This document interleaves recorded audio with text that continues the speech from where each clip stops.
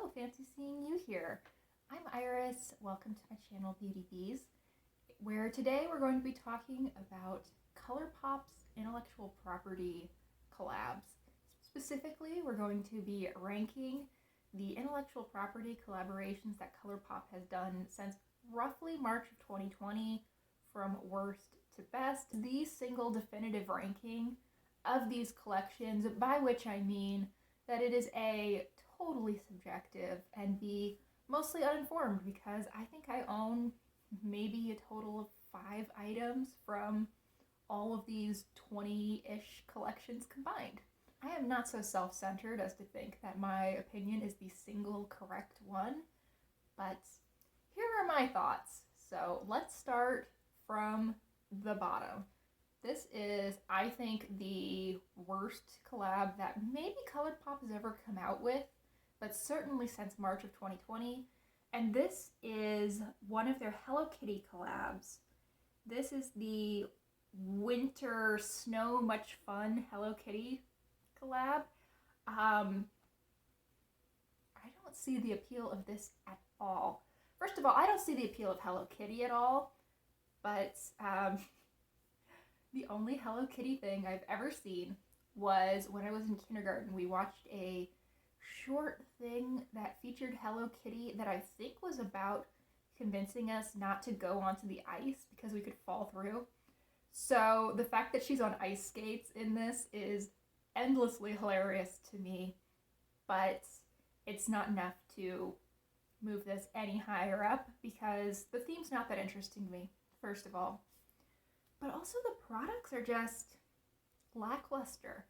I didn't even remember that this had come out, which is kind of a recurring theme with these at the lower end of this ranking list.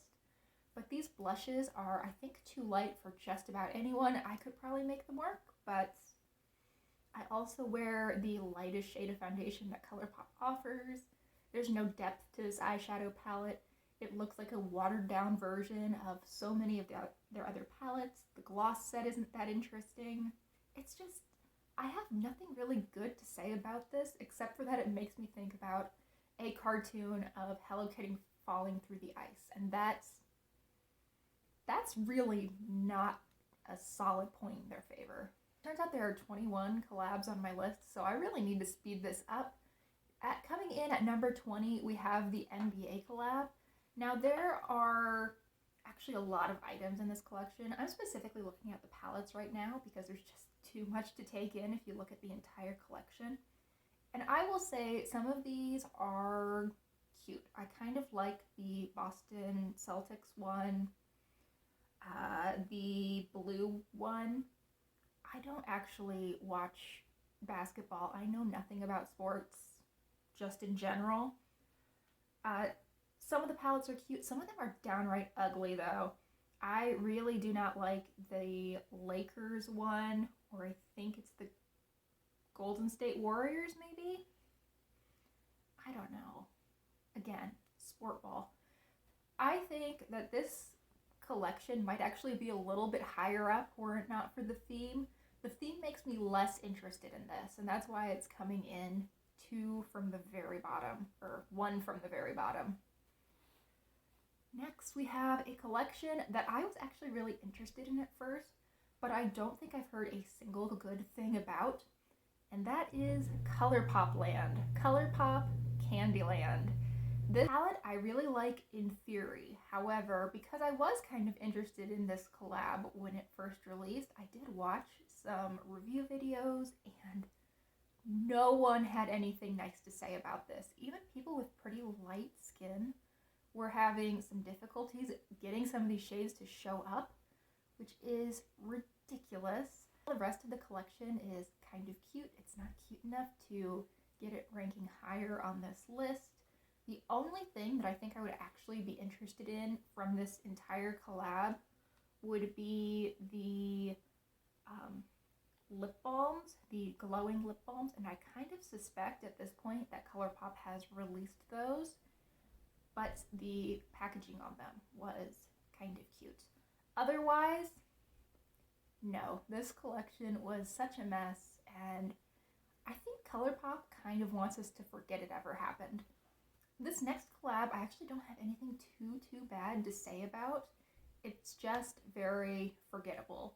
To the point where I was a little bit surprised when I was going through Trendmood and Colourpop's Instagram to gather these posts, and I found this because I had no recollection of it whatsoever. And this is the Mulan Colourpop, the live action Mulan film that was released roughly 2 years ago at this point. This looks like a dozen other collections that Colourpop has done, and I don't even know that 20 minutes after I film this, I will still remember that this collection existed. It's not bad, but there's certainly nothing that's jumping out at me about it.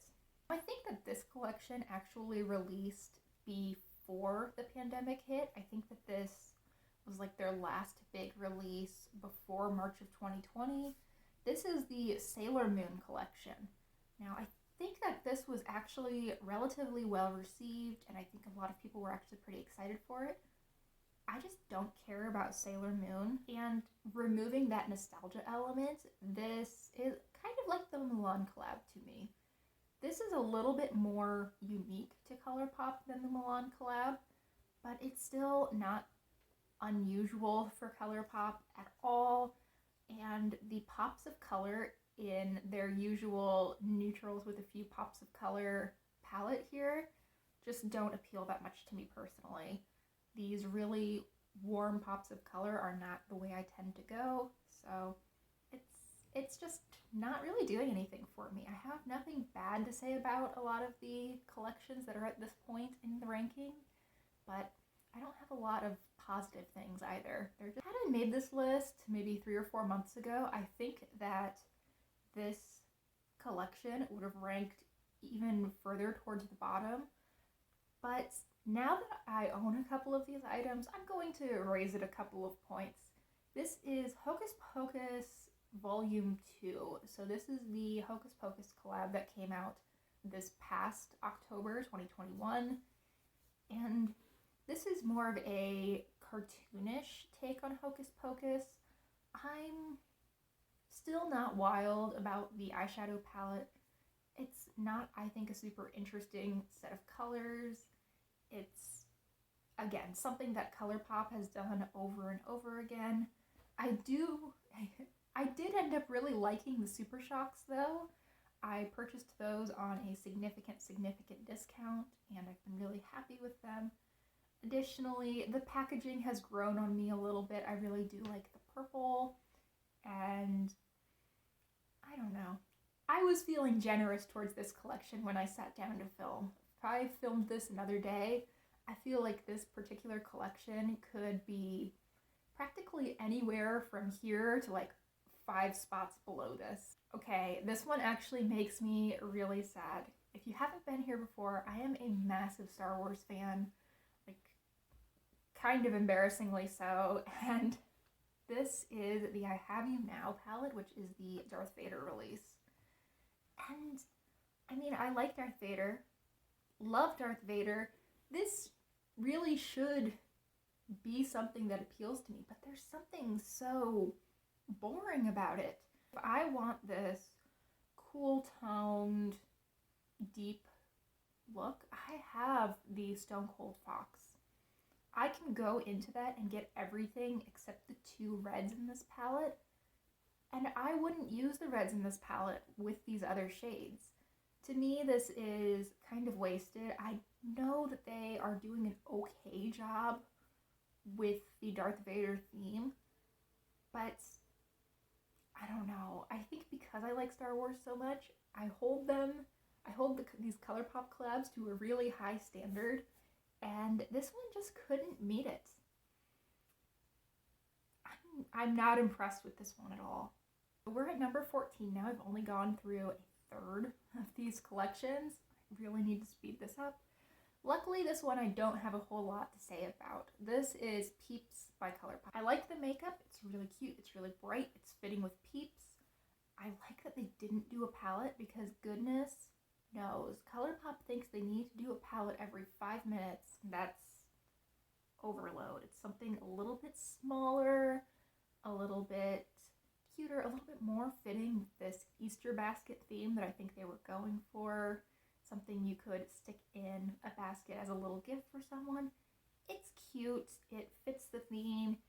I like the look of everything. I just don't actually want any of it.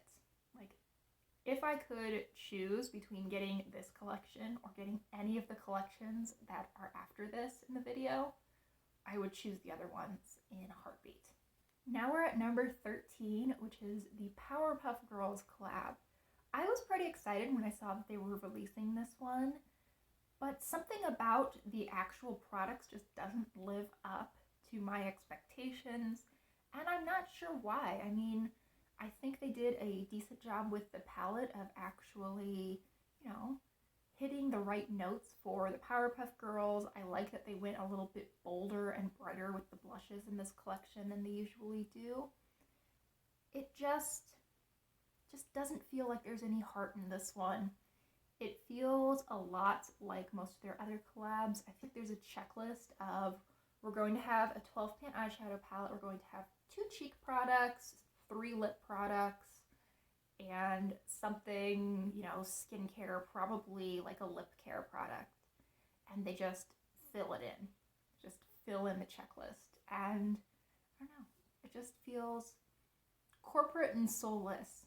I think that this next collab, which is another Hello Kitty, this is Hello Kitty Tropical Escape, probably would have landed a little bit lower had it not been for the fact that they went for quads this time.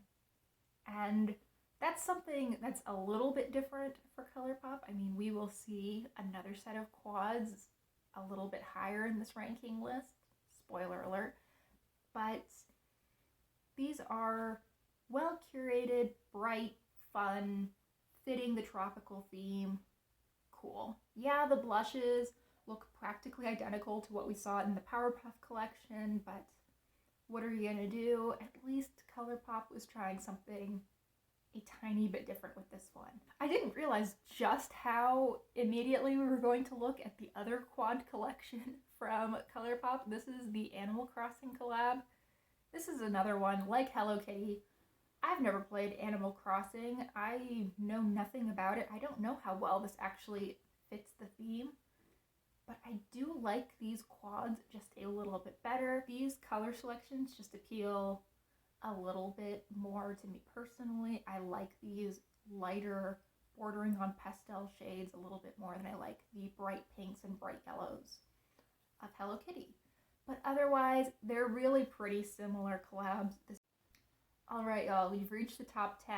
And in the 10th place spot, we have Colourpop by Malibu Barbie. I think that Colourpop actually did a pretty good job with the Barbie color scheme.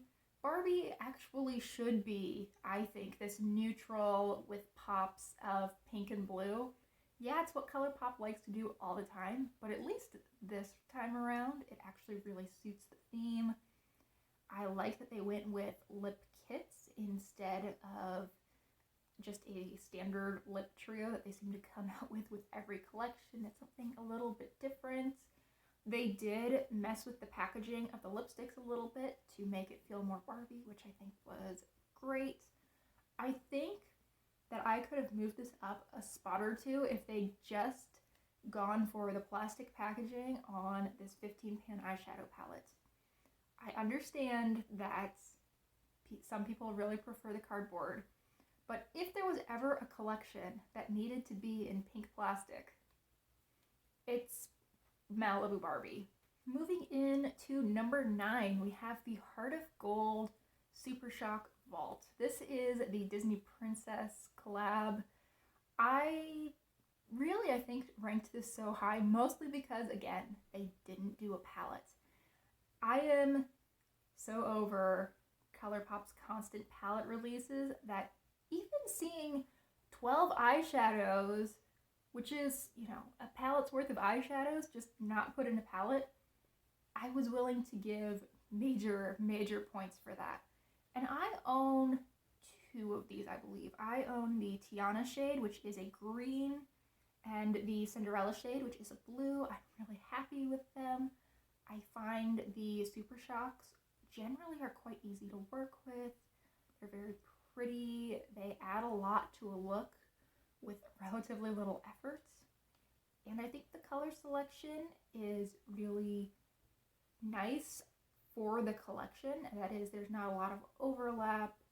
The colors, I think, go well together. I think you could find pairings for most of these within the collection that would give you a more or less complete look.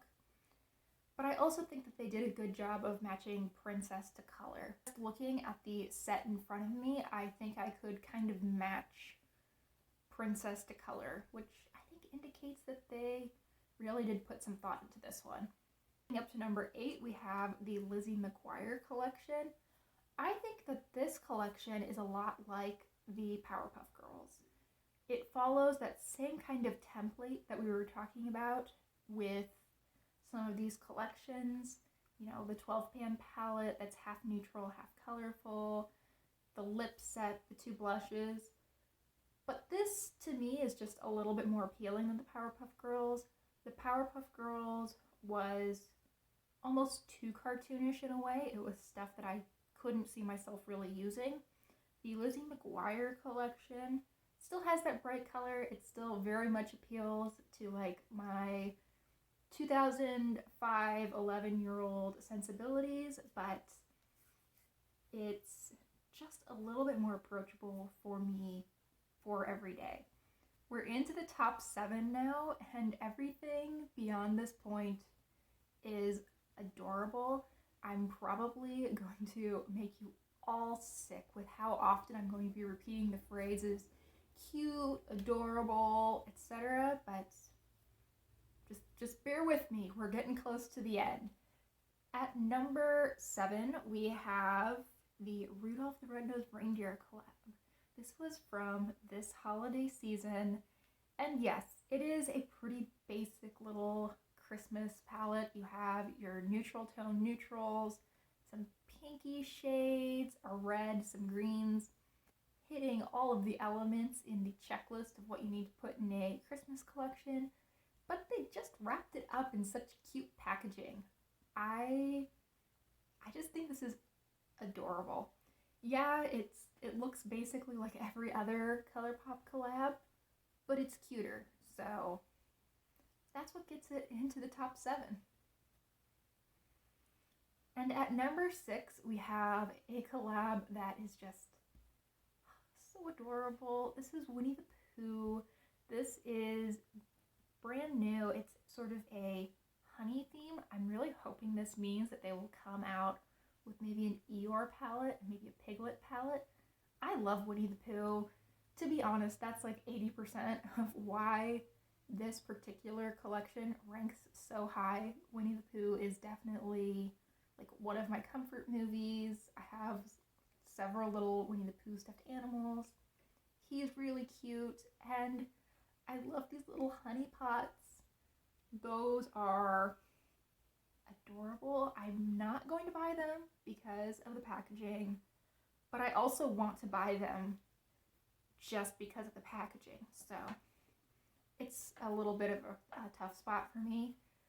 And I like that they changed things up a little bit with this palette. Adding these hexagonal pans is a cute touch. It really ties in with the honey theme.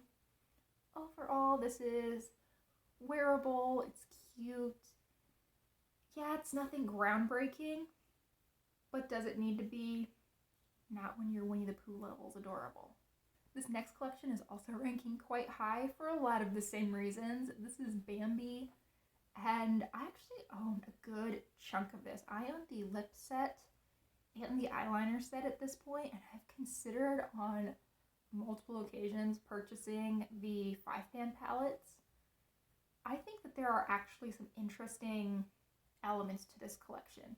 The eyeliners are quite a different set of colors. They're much lighter than you would usually see a 3-piece eyeliner set being. All of the 5-pan eyeshadow palettes are pretty standard color stories. I mean, you have a warmer toned brown, point with Bambi and a purple, even if it is a little bit more of a bright purple with flower.